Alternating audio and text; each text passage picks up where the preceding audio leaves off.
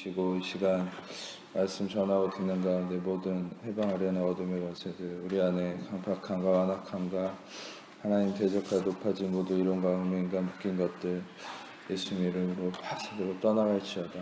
오직 성령님만 이곳에 환영하고 초청하고 모셔드리고 인정하고 의지하오니 영광으로 임하시고 다스리시고 충만케 하시며 주의 나라가 임하여 주시고 뜻이 하늘에서 이루어진 것 같이 땅에서도 이루어지며 주께서 예비하신 각 심령 안에 30배, 60배, 100배 차고 넘치는 의의 열매 가득하도록 이 시간 주장하시고 역사해 주옵소서. 오직 빛과 구원 되신 예수님의 그 이름만 드러나고 증거되고 나타나고 계시되게 원하오니 이 시간에 예수님 홀로 영광 받으시고 찬양 받아 주옵소서. 모든 영광을 예수님께만 올려드리며 예수님만을 찬양하고 의지합니다. 영광 받아 주옵소서. 감사합니다. 모든 영광 주님께 올려드립니다. 감사합니다. 예수님만을 높여드립니다. 찬양합니다. 우리의 모든 것에 중심이 되어주시고 예수님 홀로 영광 받아 주옵소서. 예수님께만 모든 영광과 존귀와 찬양 올려드리오며 우리를 사랑하시는 예수님 이름으로 기도합니다. 아멘.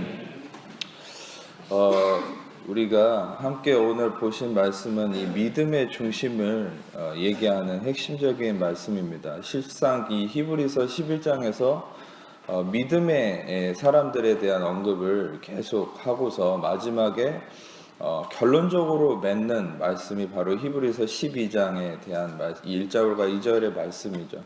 이 히브리서 11장에 많은 믿음의 사람들을 언급하면서 이 믿음의 사람들의 결국이 무엇인가, 그것을 히브리서 12장 1절에서 2절까지를 얘기하고 있는데, 이 믿음의 사람의 결론이라는 것은 실제로 이 믿음의 사람들이라는 것이 정말 그 믿음이라는 실체가 무엇인가, 그것은 자신들이 믿음이 좋아서인가 아니면 믿음의 중심이 되는 다른 근원이 있는 것인가 라는 것을 우리가 확인해야 될 필요가 있습니다. 실제로 이 세상에는 많은 종교가 있어요. 그리고 그 종교를 섬기는 많은 사람들은 저마다 자기의 믿음을 갖고 있습니다. 여러분도 실상 지금 아주 놀라운 믿음을 가지고 계시죠. 그것은 뭐냐면 여러분들이 지금 그 자리에 있는 앉아있는 의자가 어떻게 안 부서질 거라는 걸 알고 그렇게 몸을 맡기고 앉아있다는 것은 여러분 굉장한 믿음이 있는 것이죠. 그러니까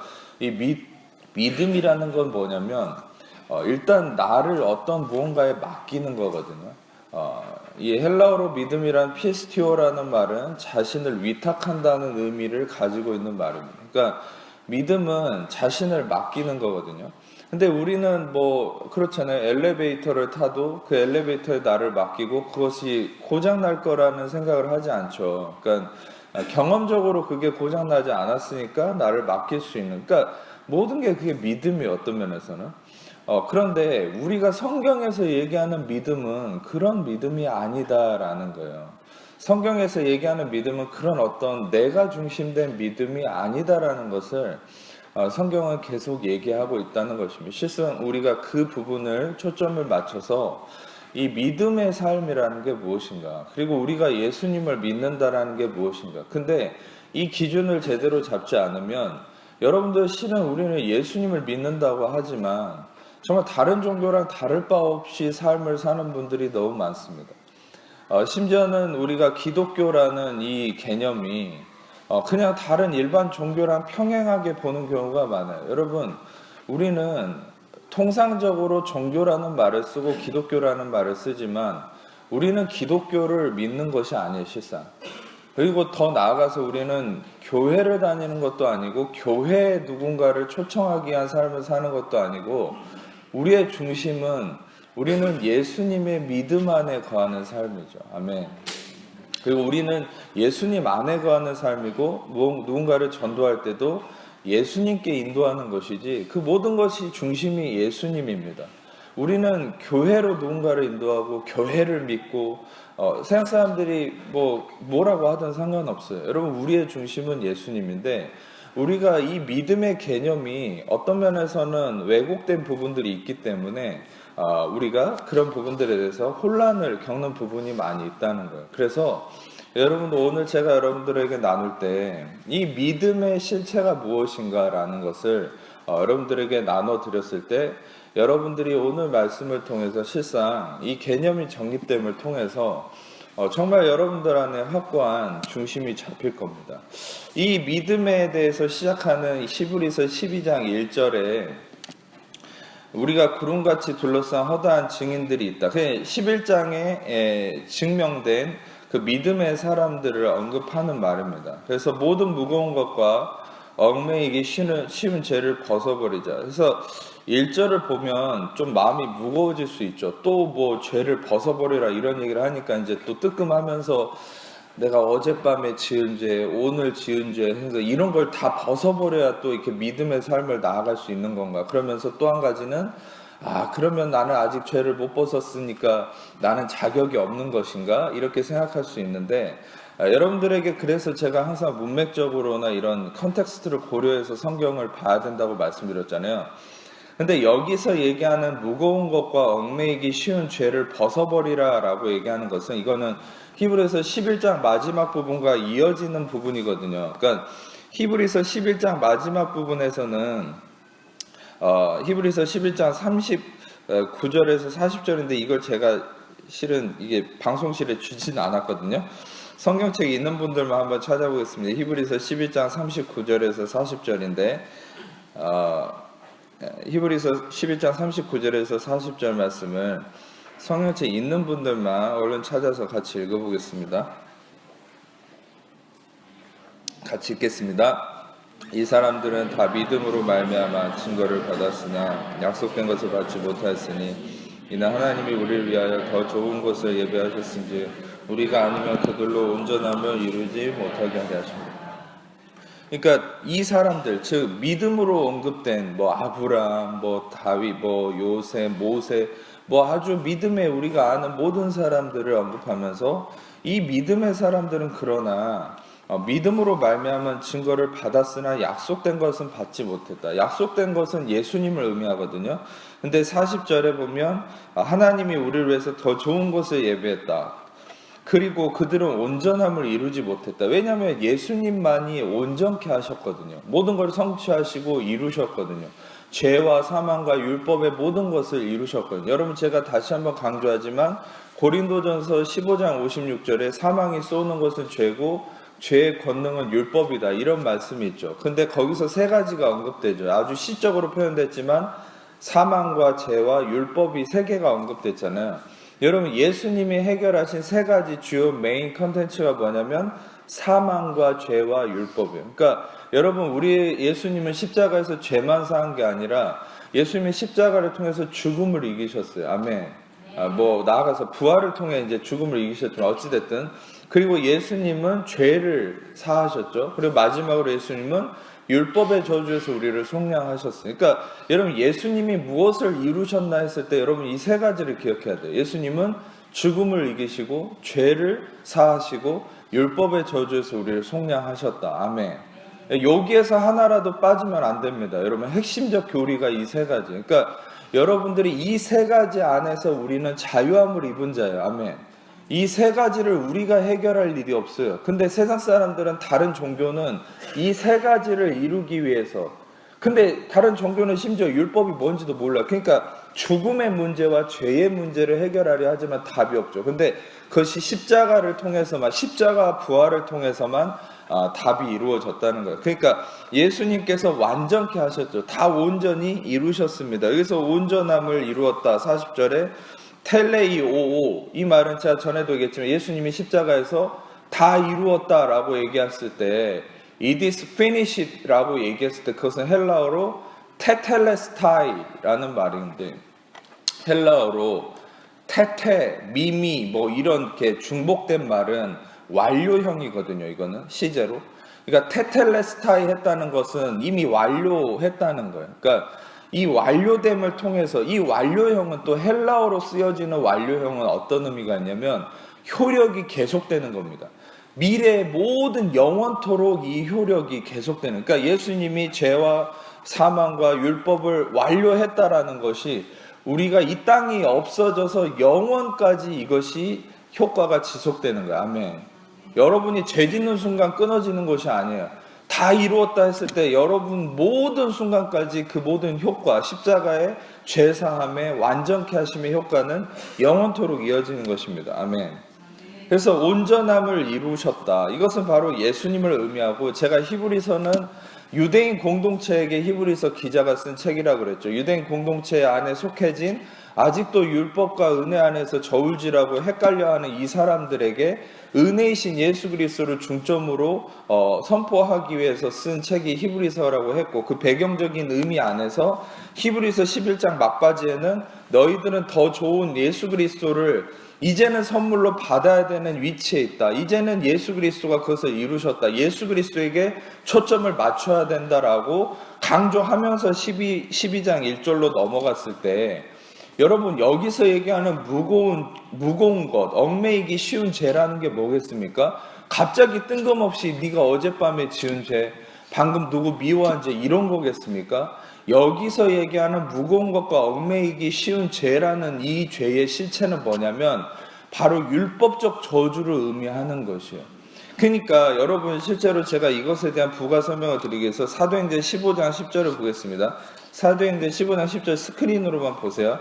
그런데 지금 너희가 어찌하여 하나님을 시험하여 우리 조상과 우리도 능히 매지 못하던 멍에를 제자들의 목에 두렸느냐. 이것은 예루살렘 회의 때 베드로가 얘기한 건데, 이것을 이방인들이 예수 믿기 시작하니까 이방인들한테도 유대인들이 섬기던 율법을 적용시켜야 된다 얘기하니까 베드로가, 아니 우리 조상들도 무겁고 얽매이기 이 힘든 이 멍에 이 율법을 어떻게 유대인들한테, 이방인들한테 적용시킬 수 있냐, 그러면서 그 언급을 했던 부분이거든요. 그러니까 여러분들 성경에서 얘기하는 무겁고 얽매이기 쉬운 이라는 어떤 의미는 실은 여러분 이 무겁다라는 것에 초점이 있습니다. 여러분 죄라는 것 자체는 실은 무거운 것이 아니에요. 여러분 죄는 아주 가벼운 겁니다. 여러분 오히려 무거운 것, 카보드, 영광됨이라는 것은 무엇입니까? 바로 하나님의 은혜, 예수 그리스도가 가장 무거운 것이라고 성경은 표현해요. 아멘. 여러분 이 성경적 의미를 그러니까 알아야 돼요. 여러분이 그런 지식을 알아야 되는데, 그러니까 이런 걸 잘못 왜곡하면 와 죄는 엄청 무거운 거고 무시무시한 거고, 그러니까 여러분 우리가 죄를 무시무시한 걸로 보니까 죄를 이기지를 못하는 거예요. 죄를 잡아 먹히는 거죠. 그러니까 죄를 막 무서워하니까 잡히는 거예요. 여러분 우리는 우리가 오히려 경외함을 갖고 두려워해야 될 존재는 하나님이십니다. 아멘. 근데 우리가 죄를 무서워하니까 죄에 매이는 거예요. 아멘. 중요한 것은 여러분들이 이 의미를 알아야 돼요. 무겁고 영광스러운 것, 영광스럽다는 히브리어가 카보드라고 그랬잖아요. 이 카보드라는 말이 실상 그 아브라함을 표현할 때 성경에서 창세기에 아브라함이 부유했다라고 표현할 때 리치라는 표현을 카보드라고 표현했거든요. 이 카보드는 아주 무거운 거예요. 그리고 고급스럽고 영광된, 영광, 글로리 그 자체를 카보드라고 얘기합니다. 심지어 이제 카보드는 카바드라는 유의어가 있는데, 카바드는 이 부모를 공경하라 할 때 존경한다, 공경한다는 말이 카바드. 그러니까 카보드, 영광, 무거운 것은 무엇입니까? 하나님의 영광이신 예수 그리스도밖에 없어요. 여러분 죄는 무거운 게 아니에요. 죄는 가벼운 거고 그거는 헌신짝 같은 거고 아무것도 아닌 겁니다. 아멘. 그 죄는 여러분 예수님이 이기셨고, 그러니까 여러분 어떤 면에서는 제가 죄를 가볍다고 얘기하는 것은 어떤 의미냐면, 예수님이 짊어지신 그 죄는 굉장히 무거운 것이었겠죠. 모든 인류의 죄였으니까. 그런데 지금 실상 그 죄는 어떻게 됐습니까? 예수님이 십자가를 통해서 효력을 잃었습니다. 아멘. 그래서 지금 그것은 카타르기오, 아무런 이 효력이 없으나 존재는 있는 거죠. 그러니까 죄의 존재는 있어요. 그러나 아무 효력이 없는 거예요. 이 이펙트가 없는 겁니다. 여러분들이 아셔야 될 건, 여러분들의 지금 나타나는 모든 죄들은 여러분 육신에 섞여 있는 존재는 있으나 능력은 없는 것들이에요. 왜? 여러분들을 이미 십자가에서 예수님이 그 죄의 모든 효력을 없애셨기 때문이에요. 아멘. 그 실상 왜 죄가 효력이 없다라고 확실하게 말씀드릴 수 있냐면, 아까 고린도전서 15장 56절에도 죄의 권능은 율법이라고 그랬죠. 그러니까 죄에게 힘을 주는 원인이 뭐라는 거예요? 율법이 힘을 주는 거예요, 죄에게. 그러니까 율법은 죄를 폭로시키기 위해서 이 땅에 주어진 것이기 때문에 율법이 있는 곳에 범법함도 있다고 그랬거든요. 그러니까 율법이 바로 죄에 이 힘을 실어주는 거예요. 근데 예수님이 율법의 저주를, 즉 율법을 완성하셨습니다. 아멘. 십자가에서.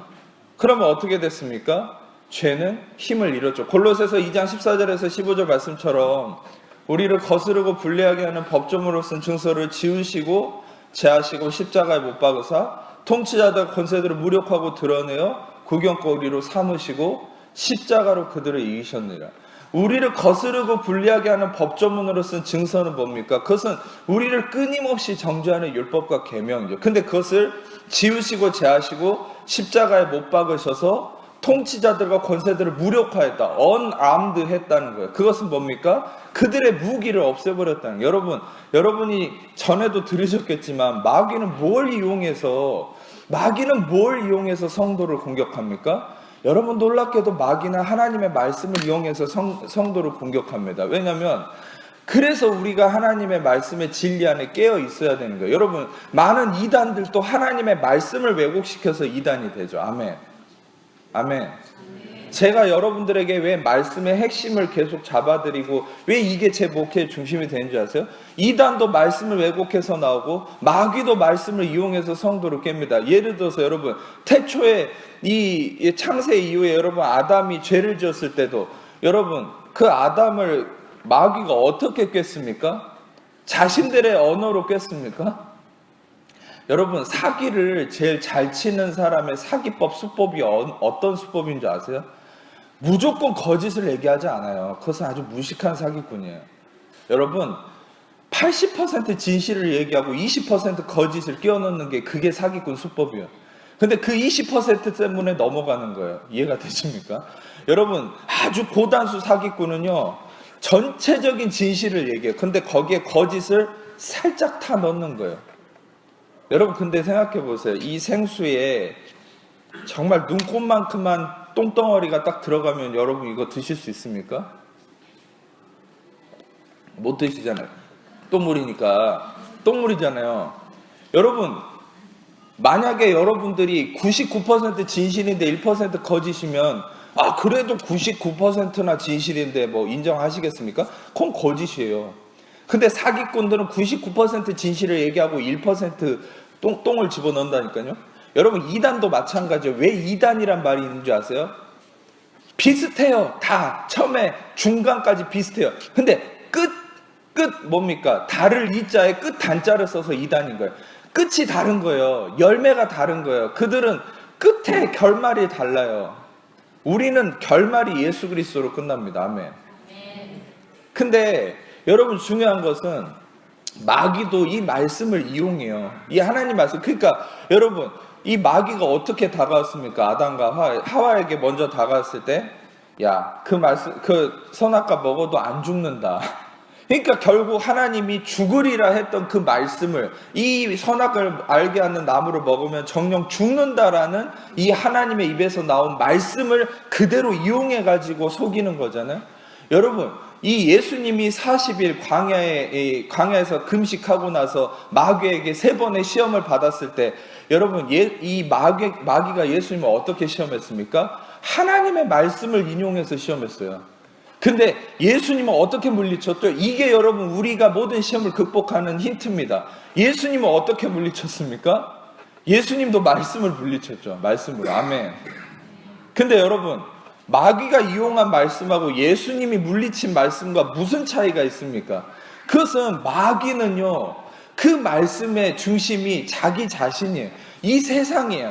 인간 중심됨이에요. 근데 예수님이 하셨던 마귀를 물리치셨던 그 말씀의 중심을 보세요. 중심. 그러니까 말씀은 인용한다고 해서 말씀을 입에서 얘기한다고 해서 다 말씀이 아닌 거예요. 아멘. 마귀도 말씀을 얘기했어요. 심지어 야고보는 나중에 뭐라 했냐면 귀신들도 하나님을 알고 예수님도 알고 성경을 안다 그래요. 여러분 귀신들이 여러분보다 성경을 더 많이 알걸요? 여러분 근데 성경을 무조건 아는 게 중요한 게 아니라는 거예요.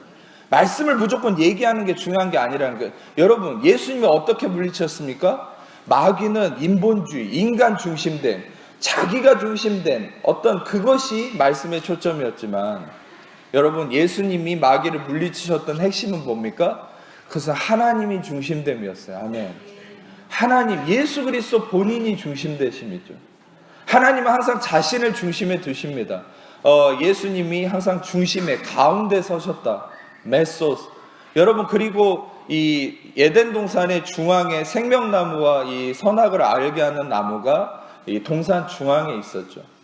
간타웨크라고 해서 이것은 동산 중앙에, 그 타웨크 메소스는 하나님에게만 쓸 수 있는 거예요. 우리는 그 중심에 설 수 없어요. 여러분, 근데 마귀는 그 중심에 서려고 했죠. 그러니까 마귀는 어떤 자냐, 이 루시퍼는 애초에 하나님을 찬양하는 천사였지만 창세 이전에 있었던 존재예요. 근데 왜 이 루시퍼가 루시엘이었다가 타락을 했습니까? 그것은 여러분, 자기가 중심에 서려고 했기 때문에. 그러면 마귀는 그렇기 때문에 타락을 했는데, 여러분, 이 마귀가 그 자기의 수법을 인간에게 계속 유혹을 하겠죠. 인간에게 계속 여러분 유혹하는 마귀의 수법은 중심으로 오라는 거예요. 그러니까 우리 자신을 중심으로 삼게 하려는 거예요. 이게 마귀의 가장 큰 유혹이에요. 여러분, 내가 삶에, 내가 모든 것에 중심된 순간, 우리는 그 순간에 떨어지게 돼 있어요. 그 순간 넘어지는 거예요. 그 순간 우리는 죄짓게 되는 거예요. 여러분, 아담과 하와가 언제 죄를 지었습니까? 언제 선악과를 먹었습니까? 내가 하나님처럼 된다라는 마귀의 그 말. 여러분, 왜 마귀의 말에 속았을까요? 마귀가 말을 잘해서가 아닙니다. 하나님의 말씀을 이용했기 때문입니다. 여러분, 그래서 우리는 말씀의 진리 안에 깨어 있어야 됩니다. 아멘. 비슷하다고 믿는 것이 아니에요. 여러분, 그 안에 예수 그리스도가 중심되어 있는지를 확인하셔야 돼요. 그 모든 설교든 말씀이든 교리든지. 아멘. 그것이 아니면 똥물인 거죠. 왜?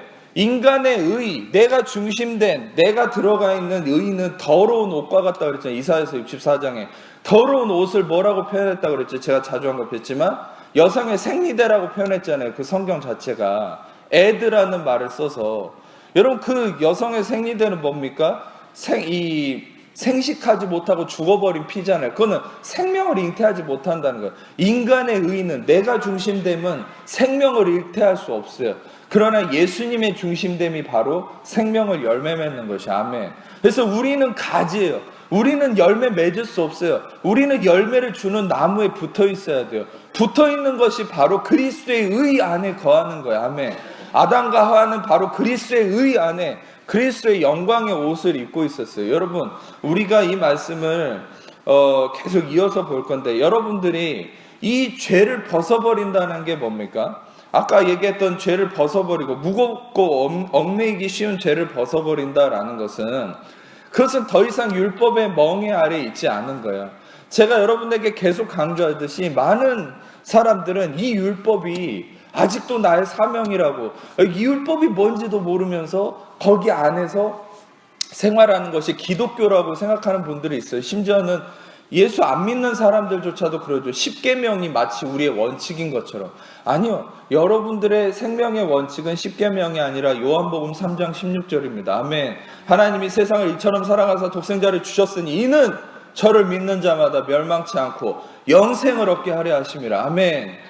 이게 여러분들의 모토가 되지 십계명이 여러분의 모토가 아니에요. 왜? 십계명은 이미 끝난 겁니다. 그 십계명은 이미 예수 그리스도 안에서 영접되고 자녀가 된 사람은 십계명을 인지하지 않아도 자기의 삶에 부모를 공경하고. 여러분, 여기 살인자 앉아 있습니까?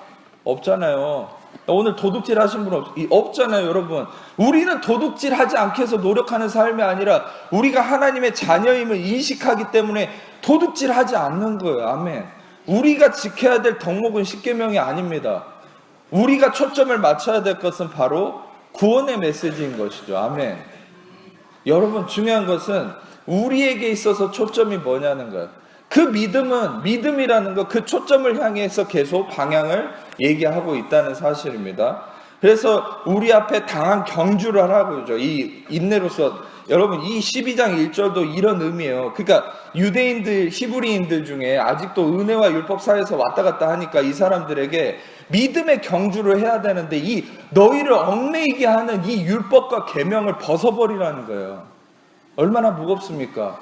안식일 날 일하면 죽이겠다고 하나님이 그 율법에 해놓기 때문에 지금도 유대인들 저기 가면은, 이스라엘 가면은 뭡니까? 이방인들하고 우리나라 만약에 저랑 엘리베이터 탔다고 생각해 보세요. 그러면 유대인들 어떻게 하는 줄 아세요? 주일날?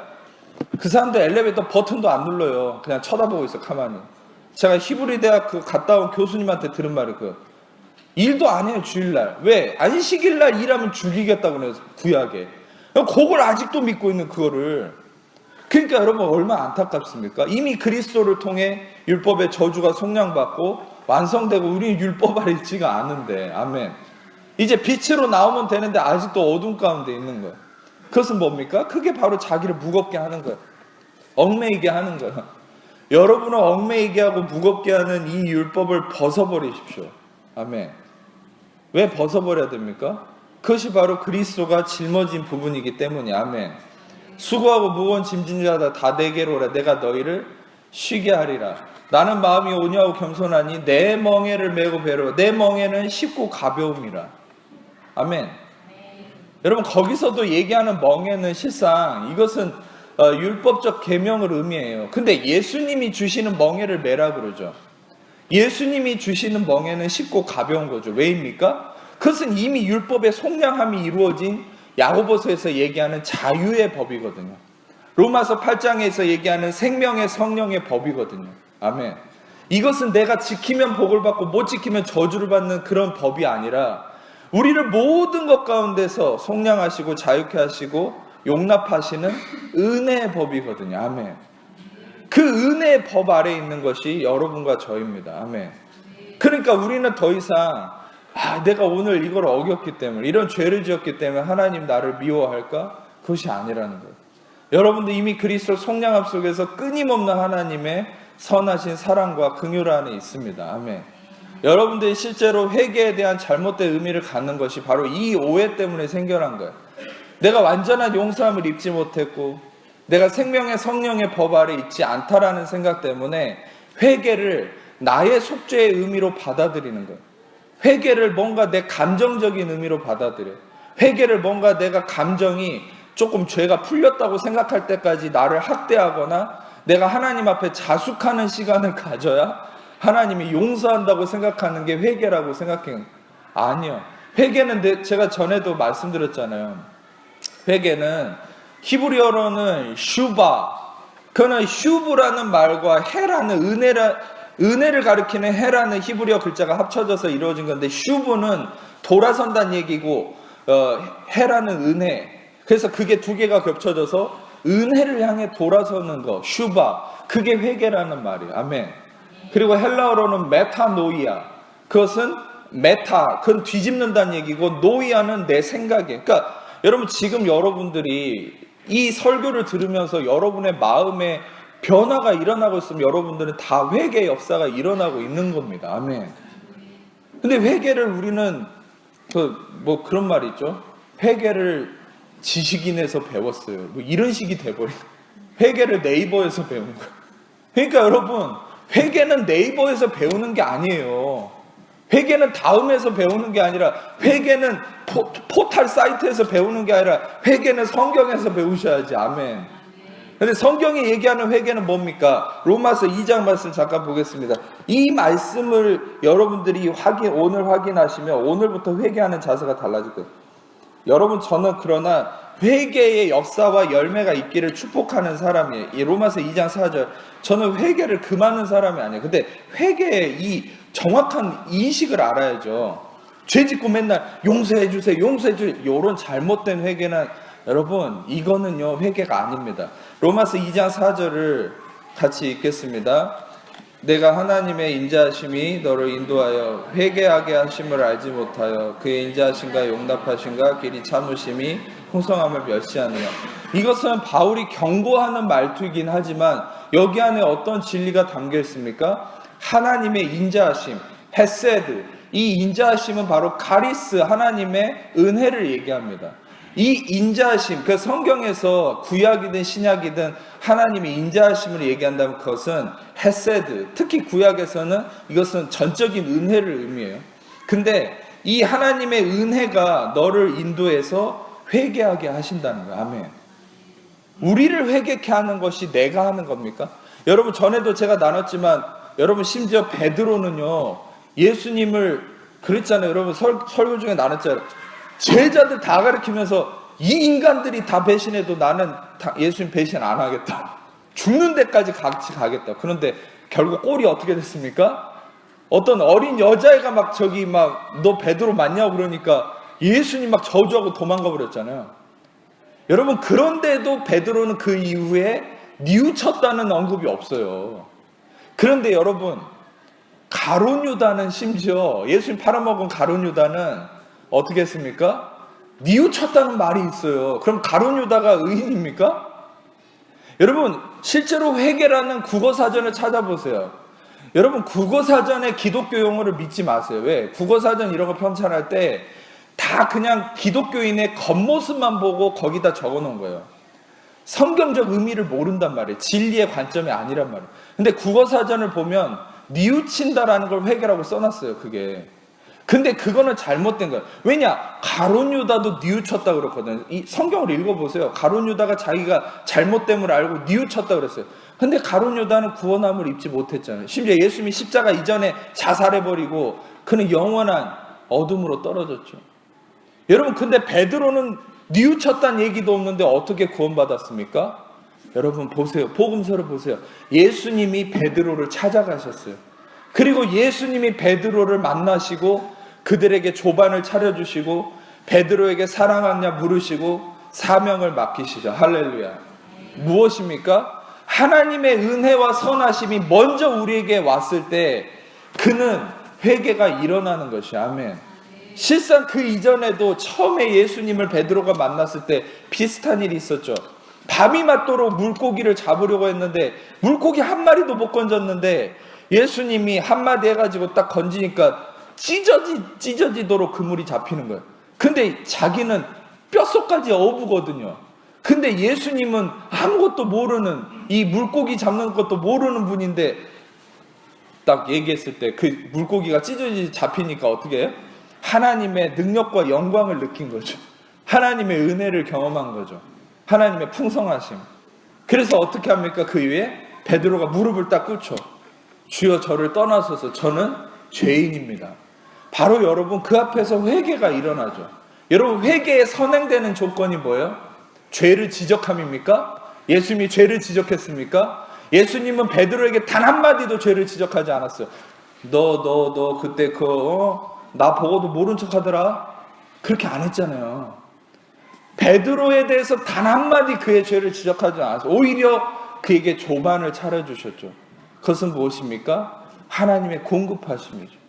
하나님의 은혜의 공급하심. 여러분, 하나님의 은혜를 받는 사람이 진정한 회개의 역사가 나타나는 거예요. 아멘.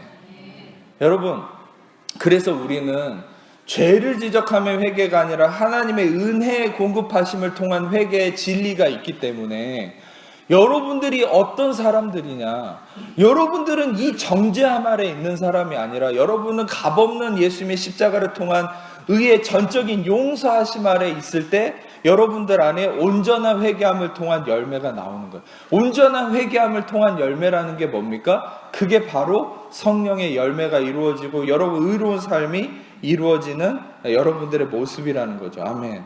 그래서 여러분들이 이 온전한 회개 또한 여러분들이 어떤 처신 아래 있는지, 여러분들이 어떤 용서하심 아래 있는지를 기억하셔야 될 필요가 있어요. 히브리서 12장 2절을 보시기 이전에 저희가 한 가지 말씀을 좀 더 확인을 하고 싶은데, 여러분, 성경에서 예수님께서 믿음이 크다라고 칭찬한 사람이 많지 않은 게 아니라 복음서에 믿음에 대해서 칭찬한 사람 딱 2명 있습니다. 그러니까 복음서에서 그 누구도 예수님은 믿음에 대해서 칭찬한 경우가 없어요. 근데 딱 2명이 믿음에 대한 칭찬을 받았어요. 여러분, 제가 지금부터 그 믿음의 칭찬을 받은 사람의 그 어떤 믿음의 칭찬을 받았던 뭐라 그러죠? 그것을 그 비법이 뭔지를 제가 알려드리고 싶은데, 여러분 그 이전에 여러분 우리는 하나님의 그 은혜를 벗어나서 하나님의 은혜 아래 있지 못하고 우리의 실존이 어떤 상태였기 때문에 지금 이 히브리서 기자가 예수님에 대해서, 믿음에 대해서 얘기하냐면, 실상 아담과 하와에 대한 얘기를 조금 더 하자면, 아담과 하와는 선악과를 먹고 어떻게 됐습니까? 그들은 하나님의 믿음에서 떨어진 거죠. 그 믿음에서 떨어졌다는 것이 무엇인지를 조금 지금 나누고 싶은데, 창세기 3장 말씀을 보겠습니다. 스크린으로 잠깐 보세요. 창세기 3장 7절에서 8절 같이 읽겠습니다. 같이 읽겠습니다.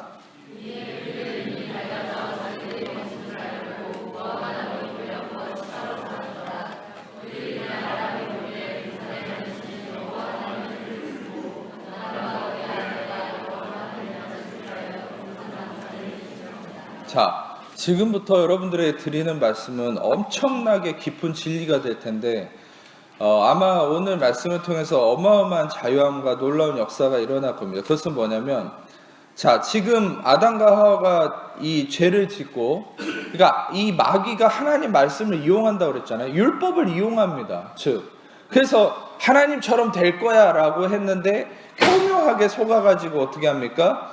눈이 밝아졌다는 게 뭐냐면, 여기서는 오픈이라고 돼 있는데 눈이 떠졌다는 거죠. 근데 눈이 떠진 거는 실은 좋은 거라고 생각할 수 있잖아요. 근데 여기서 아주 여러분이 잘 생각하셔야 돼요. 눈이 밝아져서 자기가 벗은 줄을 알았다. 근데 창세기 2장 25절을 잠깐 스크린에 보여주세요. 상태가 있습니다. 원래 2장 25절에는 벌거 벗었으나 부끄러워하지 아니했다. 이거는 부끄러워하지 아니했다는 말이 중요한데, 보시라는 말인데 이거는 뭐냐면 무가치하게 느낀다는 거예요. 무가치하게 느끼지 않았다는 거예요. 여러분 여기에 해당하는 아주 중요한 진리가 있어요. 하나님이 인간을 흙으로 지으셨다라고 얘기할 때, 흙으로 지으셨다는 게 뭡니까? 그 아파르라는 말인데, 아파르로 하나님이 지으셨거든요, 인간을. 근데 아파르는 뭐냐면 무가치한 거, 죄라는 것을 의미합니다. 그러니까 하나님이 무가치한 것으로 인간을 지으셨어요. 무가치한 죄, 티끌 같은 걸로 하나님이 인간을 지으셨죠. 그것은 고급 진흙으로 만드신 게 아니에요. 그런데 여기서 얘기하는 보시는 뭐냐면 무가치함을 느끼고 있지 않다는 거예요. 인간이 벌거 벗었지만 그것은 무엇입니까? 인간이 왜 자신에 대한 무가치함이 느껴지지 않는 겁니까? 흙으로 지었음에도 그것은 하나님의 생기와 하나님의 의로움이, 그리스도의 의가 그를 덮고 있기 때문이에요. 다시 말하면 여러분 잘 보세요. 그들은 지금 눈이 감아져 있어요. 이걸 잘 생각하세요. 이들은 눈이 감겨져 있어요. 눈이 밝아져 있지 않아요. 눈이 감겨져서 무엇만 쳐다보고 있는 상태냐면 바로 예수 그리스도, 하나님의 선하심, 그리스도의 의만 자기 눈에 보이는 거예요. 그러니까 눈이 떠진 상태가 아니에요. 예. 그리고 여러분 이 사람들은 지금 무가치하게 느끼지 않는다는 건 뭡니까? 그리스도의 온전한 가치가 그들 안에 넘쳐나고 있다는 거죠. 근데 다시 3장으로 넘어가서 이들이 벗은 줄로 알고 눈이 밝아져서 벗은 줄로 알았다는 것은 반대로 그들은 무가치하게 느끼기 시작했다는 거예요. 그들의 의의가 벗어졌죠. 눈이 떠졌기 때문에. 여러분 여기에 대해서 우리가 요한복음 9장 40절에서 41절을 스크린으로 얼른 보겠습니다. 9장 40절에서 41절 빨리 읽겠습니다. 시작. 바리새인 중에 예수와 함께 있던 자들이 이 말씀을 듣고 이르되 우리도 맹인인가?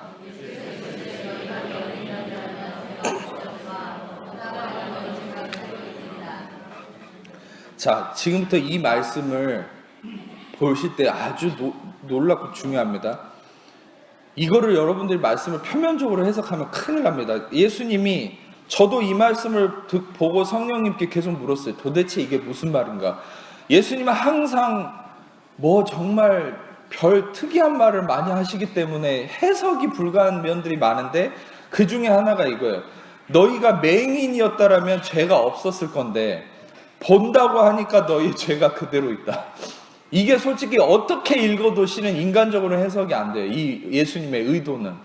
그런데 제가 이 말씀을 성령께서 깨닫게 해주셨을 때 깜짝 놀랐습니다. 그게 뭐냐면 아까 방금 읽었던 창세기 3장 말씀과 연결되는 것이거든요. 그것은 뭐냐면 이 당시에 이 율법주의자들은요, 자신들이 계속 본다고 그러거든요. 근데 예수님은 맹인을 눈을 뜨게 하죠. 이 맹인을 눈을 뜨게 한다는 게 뭡니까? 그것은 율법의 눈이 멀어져서 이제는 실제적으로 육체적으로는 눈이 가려져 있지만 그들에게 예수 그리스도를 보게 하는 거죠. 실제적인 그 의미는 그겁니다.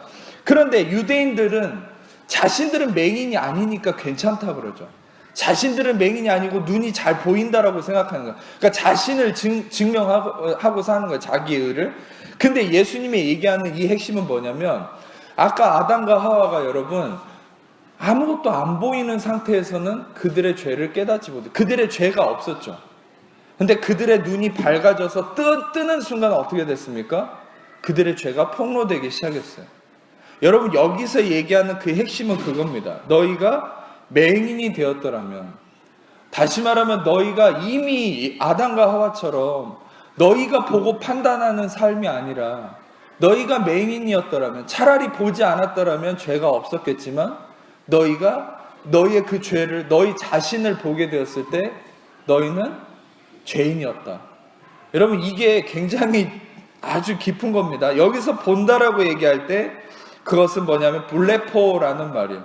근데 이거와 더불어서 로마서 7장으로 넘어가겠습니다. 로마서 7장 20절에서 23절 말씀, 로마서 7장 20절에서 23절만 좀 보겠습니다. 23절만 시작. 내 지체 속에서 한 다른 법이 내 마음의 법과 싸워 내 지체 속에 있는 죄의 법으로 나를 사로잡는 것을 보는도다. 여기서도 똑같이 본다라는 블레포라는 단어를 쓰고 있어요. 이 본다라는 블레포라는 단어와 또 다른 본다라는 의미를 얘기를 해드릴 텐데, 여기 이 바울은 지금 로마서 7장과 8장으로 이어지는 이 과정 속에서 이 어떤 한 과정을 설명하는 거지, 자기의 실존을 얘기를 하는 가운데 과정을 설명하는 거지 이 단계를 설명하는 거예요. 근데 이것을 자기의 어떤 그 하나하나의 어떤 진심이 담긴 어떤 무언가로 오해하면 안 됩니다. 단계적인 표현을 쓰고 있는 거예요. 그러니까 지금 자신은 죄의 법에 갇혀 있고 공고한 자고, 그 단계를 넘어서서 어떻게 됩니까? 이제는 예수 그리스도로 말미암아 감사하고 정죄함이 없음을 깨닫는 이런 변화의 과정을 교리적으로 설명하는 거죠. 근데 그 과정 속에서 23절은 자기가 보고 있다는 거죠. 블레포. 뭘 본다는 거예요? 자기의 죄된 육체를 보고 있다는 거예요. 그러니까 예수님이 얘기했던 거랑 상통하고 있죠. 예수님도 너희가 블레포하면 죄가 있는 거다. 그것은 무엇입니까? 그 시발점은 그것은 아담과 하와의 눈이 떠졌기 때문에 문제라는 거예요. 아담과 하와의 눈이 떠졌기 때문에 자신의 죄를 보고 무가치함을 보고 그 문제가 생긴 것이지, 원래부터 눈이 감겨져 있어서 하나님의 선하심 아래 있을 때는 그들의 죄가 있지 않았다는 거죠. 여러분 제가 결론적으로 말씀드리겠습니다. 그러면 제가 오늘 얘기하는 믿음의 초점이라는 게 무엇인가? 그것은 히브리서 12장 2절을 보면 믿음의 주요 또 온전하게 하시는 이인 예수를 바라보는 것이 믿음의 초점이죠. 아멘. 근데 예수님을 바라보는 것이 1차적으로 어떤 의미냐면 여기서 믿음의 주라는 말이 있죠. 주라는 말은 아르케고스라는 말인데, 태초에 이 창조주, 창조하셨다라는 말을 이 헬라어로 쓸 때 그것을 아르케라는 말을 쓰거든요. 그러니까 아르케고스는 창조주, 창조자라는 말이에요. 그러니까 예수님이 바로 믿음을 창조하신 분이라는 거예요. 1차적으로 여러분이 잘 믿는 것이 신앙이 아니에요. 믿음을 만드신 분의 믿음으로 들어가는 것이 온전한 믿음이에요. 아멘. 내가 여러분보다 믿음이 더 좋을까요? 아니요. 저도 그리스도의 믿음으로 사는 사람이지 제가 여러분보다 못 사기 때문에 더 믿음 좋다고 얘기하면 안 됩니다. 누구도 자기의 믿음을 측량할 수 없는 거예요. 그냥 다 똑같아요. 여러분 안에 예수님이 있고 저도 예수님이 있어요. 아멘.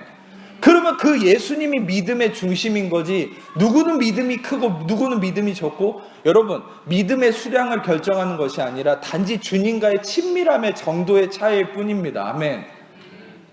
내가 믿음이 더 크기 때문에 더 능력이 있을까요? 아니요. 그 차이가 아니에요. 하나님과 관계의 문제인 거예요. 수량으로 하는 것이 아니죠. 믿음의 주이신 예수님의 믿음 안에 거하는 것이 1차적으로 여러분 중요한 포인트고, 두 번째는 예수를 바라보자 했는데 그냥 예수님 무작정 쳐다보는 겁니까? 예수님 맨날 성화 그림에 나온 그 간달간달 이렇게 쓰러질 것 같은 그 예수님 쳐다보는 게 그게 믿음일까요? 아니요. 여기서 예수님을 보라라는 것이 진리의 관점에서 어떤 의미인 줄 아십니까? 그것이 바로 로마서 8장 1절의 말씀이에요. 로마서 8장 1절로 가보겠습니다. 아까 7장 이어서 해주시면 돼요. 7장 이어서 8장 1절을 보면, 그리스도 예수 안에 있는 자에게는 결코 정죄함이 없나니, 스크린이 없으니까 그냥 들으세요. 이는 그리스도 예수 안에 있는 생명의 성령의 법이 죄와 사망의 법에서 너를 해방했으리라. 이 바울이 율법과 계명의 저주 아래서 자기가 공고한 자고, 자기가 이 아담의 저주로 말미암아 눈이 떠져서 무엇을 봅니까? 자기의 육체된 죄된 것을 보면서 이 어둠 가운데 있을 때 결국 마지막에 종착된 해결책이 뭐예요? 그리스도 예수 안에 있는 속죄함, 죄사함, 정죄함이 없습니다. 이 정죄함이 없음이 있을 때 아담의 저주가 끝이 나는 거예요. 자기 눈이 떠져서 부끄러움을 알게 되고 무가치함을 알게 되고 자기가 죄인이라고 폭로된 그 모든 상황을 로마서 7장 마지막 부분에 바울은 계속 공고한 자라면서 마음으로는 내가 하나님의 법을 섬기지만 육신으로는 죄의 법을 섬긴다. 심지어 여러분, 제가 너희가 하나님의 성전인 것과 하나님의 성령이 너희 안에 거하신 걸 알지 못하느냐. 하나님의 성령이 우리 안에 거하신다 했을 때 그거는 오이케오라는 말을 써요. 그건 뭐냐면 성령이 우리 안에 살고 있다는 거예요. 오이코스라는 말이 그 집이라는 말이거든요. 오이케오는 집에 산다는 거예요. 그러니까 성령이 여러분을 집으로 삼아서 살고 계세요. 아멘. 여러분, 성령이, 여러분 집 나간 사람이 집으로 오지 어디 갈 데 있습니까? 성령이 여러분 떠날 수 없어요. 아멘. 한번 들어오시면. 근데 여러분 안에 성령이 집을 삼아서 거하시는데, 여러분 아까 로마서 7장도 보면은 바울이 뭐라 했냐면 내 육신의 죄가 거한다라고 얘기했을 때 오이케어를 쓰거든요. 여러분 잘 들으세요. 우리 육신의 죄도 살고 있어요. 내 영 안에 성령이 계세요. 아멘. 근데 내 육신의 죄도 살고 있어요. 이 육신에. 여러분, 그래서 죄를 짓는다는 것은 큰 의미에서 오늘 누구를 해코지한 거 그것만 죄가 아니에요. 근본적으로 우리 이 육신을 입고 있는 모든 상황이 죄인 거예요. 아시겠습니까? 그래서 우리의 초점은 죄를 안 짓는 게 초점이 아니라 그리스도의 속죄하심이 우리의 이 포인트가 돼야 돼요. 왜냐면 예를 들어서 이 살덩어리 안에 죄가 맨날 살고 있는데, 교리적 진리 안에서는. 근데 여러분, 내가 오늘 도둑질 안 했어요. 그러면 죄 안 지은 겁니까? 아니요. 그냥 나는 죄와 같이 있는 거예요. 그러니까 로마서 7장에 아까 얘기했잖아요. 로마서 7장에 제가 여러분 또 헷갈리실까봐 20절에 보면은 내가 원하지 아니한 그것을 하며 이를 행하는 자는 내가 아니요 내 속에 거하는 죄니라. 여러분, 내 속에 죄는 오이케어 살고 있다는 거예요. 그러면 성령님도 살고 있어요. 아멘. 그러면 우리는 죄를 이기는 삶이라는 게 뭐예요? 갈라디아서 5장 말씀에 그래서 해결책을 얘기했죠. 너희는 성령을 따라 페리파테오, 성령을 따라 행해라. Walking in spirit, 성령과 함께 걸어라. 그리하면 육체 욕심을 이루지 않겠다.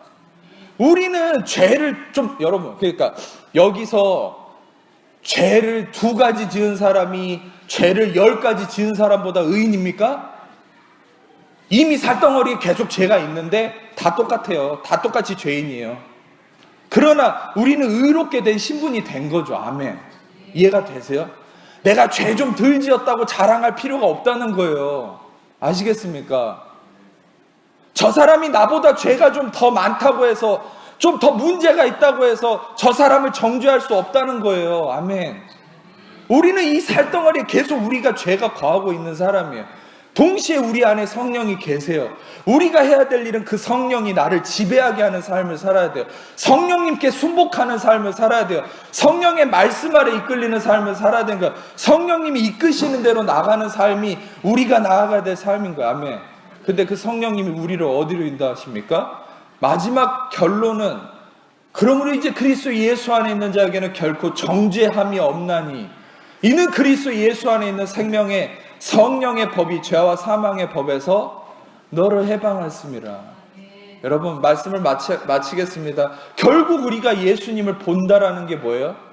우리가 아담이 눈이 떠져서 내 죄와 내 육신과 율법적인 것을 보고 살았던, 무가치함을 보고 살았던 그것을 눈을 닫아버리고 이제는 어디를 보는 겁니까? 내가 십자가에서 속죄함이 일어나고 모든 죄가 사함받았음, 나에게 정죄함이 없음에 초점을 맞추는 것이죠.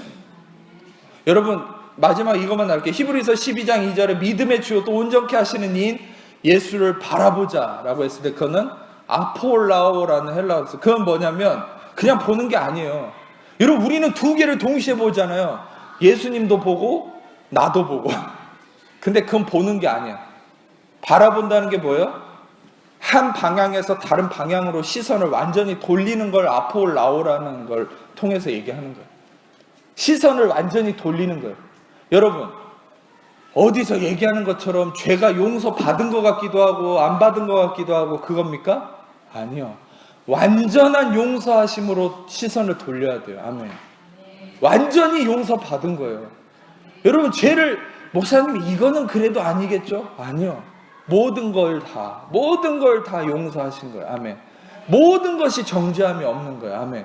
그럼 완전한 정죄함이 없는 진리 안에 있을 때 여러분들은 그 진리 안에서 자유함을 누릴 수 있는 것이죠. 제가 여러분들에게 더 이상 시간 관계상 말씀을 더 이어갈 수 없지만 결론을 말씀드리면, 여러분, 우리가 믿음의 초점이 되는, 믿음의 어떤 여러분 중심이 되는 우리의 삶은 무엇입니까? 나에게 정죄함이 없음. 바로 십자가의 죄사함을 통한 정죄함이 없음에 십자가를 바라보는 것. 그것이 바로 우리의 믿음의 초점이고 우리의 믿음이 근원이 되어야 된다는 사실이에요. 아멘.